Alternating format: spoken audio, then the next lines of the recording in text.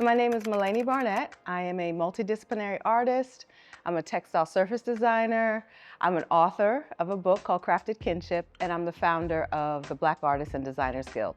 We looked at Carnegie's original library and how it was laid out, and we saw that it was filled with not just books, but it had art and different artifacts. And so we used that as inspiration, but again, we wanted to focus on looking at Black culture through this art and design lens. And so we didn't want just books, and we wanted to also include different art from various Black makers throughout the diaspora. I actually designed the carpet in the space, which is called the Liberty Line.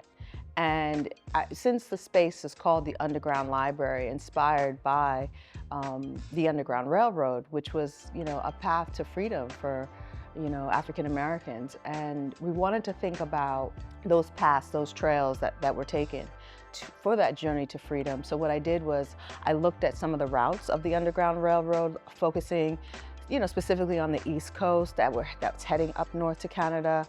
Wanted to incorporate the constellation. So when you look, there's a layer of that.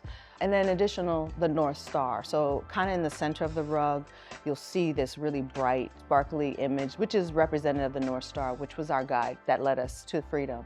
But in addition, there are other elements in the space where the window treatments, Penny Francis designed those, and looking at the quilt codes, it was also a symbol used to signal it was a safe house.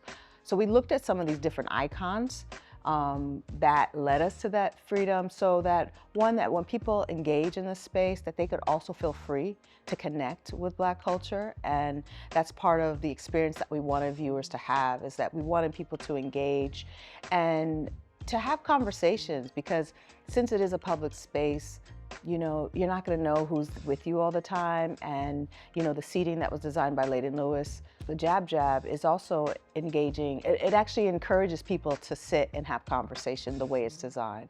And so the space really encompasses all these different elements from the Underground Railroad, in addition to contemporary life.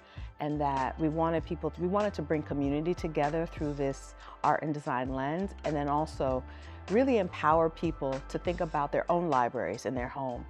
That we all could be archivists, we all are archivists, and that it's not just about the books, it's about the objects that we've collected from our grandparents, our aunts, uncles, and this space is just a way for us to see what's possible in your own home as well.